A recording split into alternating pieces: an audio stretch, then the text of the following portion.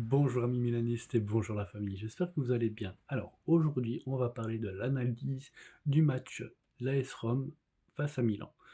Alors, mon mot fort pour démarrer cette vidéo, je dirais la légèreté des attaquants. Pourquoi? Parce que tout simplement, l'attaque de l'AC Milan n'a pas été efficace pour ce match-ci. Mais avant de commencer cette vidéo, comme d'habitude, je vous demanderai de me laisser un petit like, mettre un petit commentaire et bien sûr vous abonner à ma chaîne. Merci pour tout, en tout cas pour ceux qui me soutiennent depuis un certain temps euh, sur ma chaîne. Donc voilà, commençons tout simplement. Alors, parce qu'il y a pas mal de choses à dire en fait, hein. Et la première chose, ben, je partirai du mot fort, la légèreté des attaquants.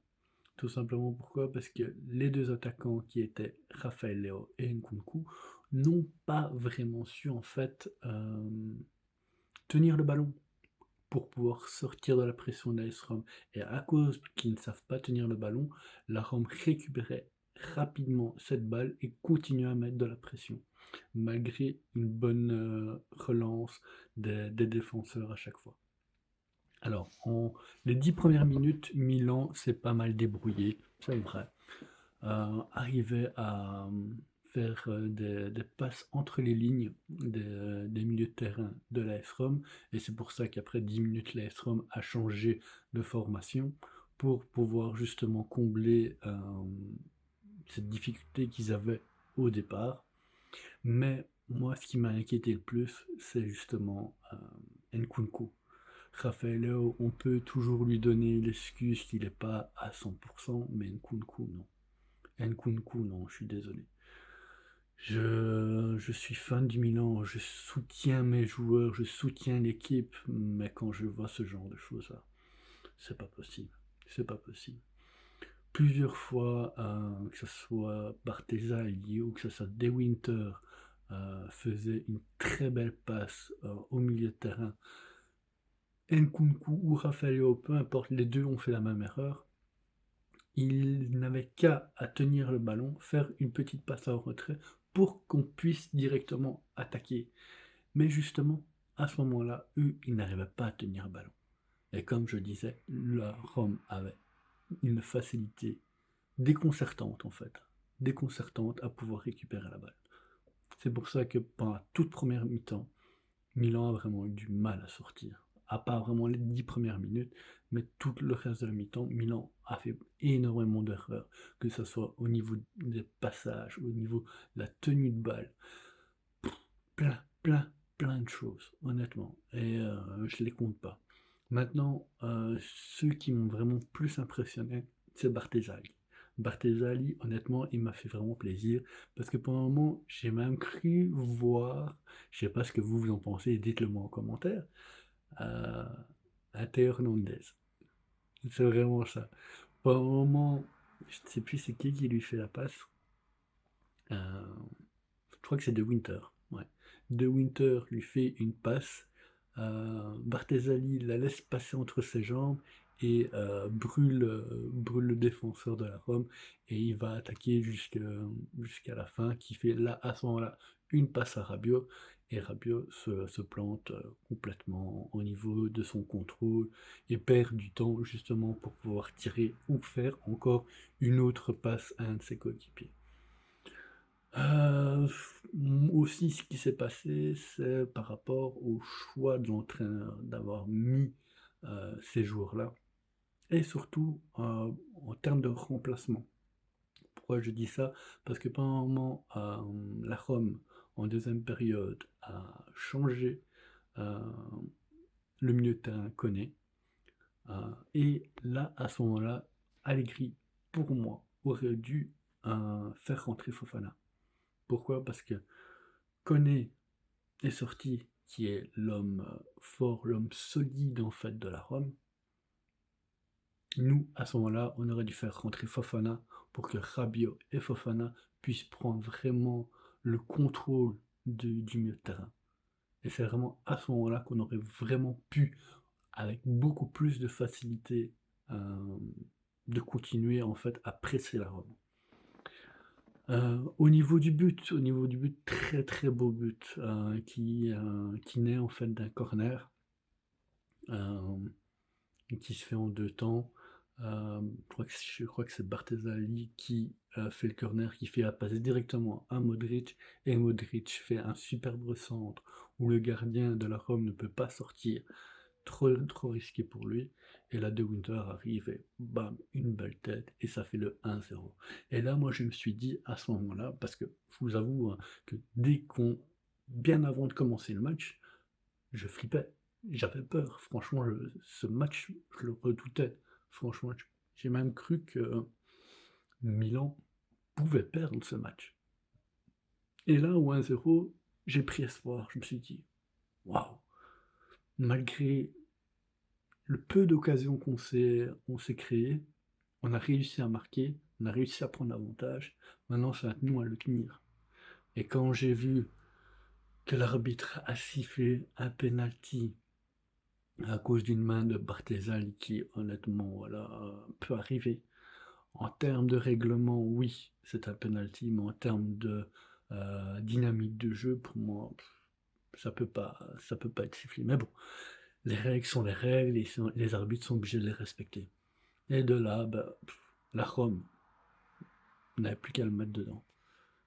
En tout cas, en deuxième période, moi j'ai vu un Milan beaucoup plus solide, qui, comment, qui n'a pas concédé en fait à la Rome. Et même hein, en termes de tout le match, Maignan n'a pas fait des parades extraordinaires. Il a fait des parades d'un gardien normal, correct, mais n'a pas vraiment eu en fait d'intervention cruciale à faire comme il a pu faire contre, je prends l'exemple tout simplement contre Côme. Là, McMaignan a vraiment été, comme ils disent en Italie, strepitose. Donc, euh, j'arrive pas à avoir le mot en français, mais bon, voilà. Quelque chose, il a fait son job de gardien, on aurait mis même un gardien normal, il aurait fait le même arrêt. Le seul vraiment réflexe qu'il a eu, c'est vraiment quand il a reprise de la main. Mais la Rome, pour moi, ne s'est pas créé vraiment d'occasion hyper dangereuse. Hyper dangereuse. Ici, j'ai regardé un petit peu un long résumé du match et j'ai remarqué qu'en fait, voilà, oui, la Rome s'est créée d'occasion, mais rien de transcendant en fait, hein. Rien qui aurait pu vraiment mettre en danger McMahon. La preuve en est, c'est que la Rome, pour pouvoir égaliser, a dû avoir un penalty. Sinon, j'en suis sûr et certain que Milan aurait gagné ce match, parce que défendre, Milan, c'est défendre. Il sait défendre. Ça, il n'y a pas de souci. Depuis le début de saison, on voit bien que Milan sait défendre. Et la preuve, ça fait 21 journées de championnat où on n'est pas battu. Sauf à part la Coupe d'Italie, là, qu'on a joué contre Naples, et là on a perdu, mais sinon on n'a pas perdu un seul, oui un seul, en début de championnat contre la Cremonese. Ça oui, là on l'a perdu. Mais là, ici, non. Ça fait 21 journées que Milan, en termes de championnat, n'a pas été battu. Et si on compte, et si je dis pas de bêtises, si on compte le match contre Naples en Coupe d'Italie, ça fait 7 journées. On n'a plus été battu. Ce qui est quand même énorme. Après, voilà, parlons un petit peu des notes des joueurs. Alors, très difficile, hein. Très difficile. Moi, je dirais, voilà, mon top pour moi, c'est Modric. La passe qu'il fait à De Winter, magnifique. Magnifique. Euh, et mon flop, ce serait Nkunku, tout simplement. Vous mettez-moi en commentaire qui est pour vous votre top et votre flop. Mais pour moi, c'est ces deux-là.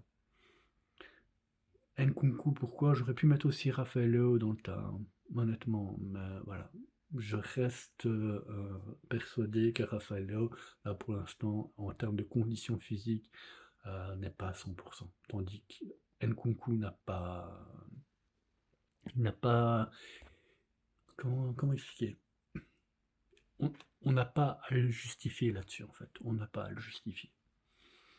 Alors, Mike Maignan, un 6,5, voilà, match très correct. Les quelques interventions, il les a fait correctement. Il n'a pas su arrêter le penalty, certes, il est parti quand même du bon côté, mais la balle était beaucoup trop puissante pour pouvoir la rattraper, mais c'est pas de sa faute. Barthez-Ali, j'ai envie de lui mettre un 7. Un 7, pourquoi? Parce que voilà, il a fait énormément de choses, de très belles actions. Il s'améliore vraiment de match après match, il s'améliore. Et j'aurais même mis un 7,5 s'il n'y aurait pas eu ce penalty. Donc 7 pour Barthez-Ali. De Winter, très bien aussi, très bon. Un bon 6,5. Un bon 6,5. Gabia, nickel. Tomori, un peu moins. J'ai l'impression qu'il a... Pardon. J'ai l'impression qu'il a vraiment du mal quand Milan est en bloc bas pour défendre. Il perd toujours un temps sur l'attaquant, en fait. Quand c'est... Lui, en fait, sa force, c'est un petit peu comme Fofana et je vais dire un petit peu comme Loftus-Cheek. Eux, ils savent travailler homme contre homme. Ça, il n'y a pas de problème. Ils sont vraiment très forts. Mais quand il s'agit de travailler en bloc bas, là, Tomori fait a beaucoup plus du mal, en fait. Puis Modric, facilement un 8, tranquille, grâce à sa passe. Et franchement, ça avère ta qualité dans certaines situations top. Il a essayé vraiment de faire son maximum contre un Koné et contre un Christian, qui sont 2 fois comme lui, qui font 20 kg, 20-30 kg en plus que lui. Voilà, il a fait son maximum, il s'est bien battu. Rabiot, je mettrais un 6,5, parce qu'il a eu des moments où il était bon et d'autres moins bons. Ben voilà, il a fait un match correct, à un moment ou à un autre, ben voilà, il a fait pas mal d'erreurs aussi de passage.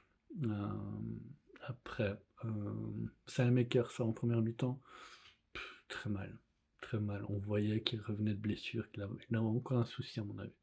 Manque de conditions peut-être.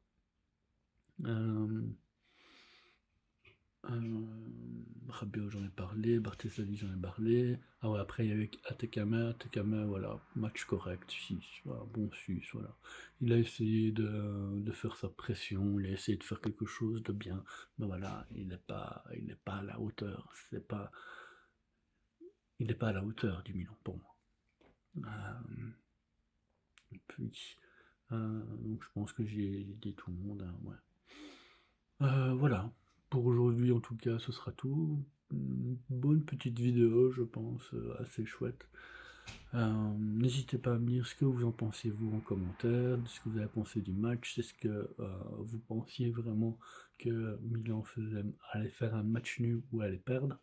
Donnez-moi aussi les notes des joueurs, hein, on en parlera avec plaisir.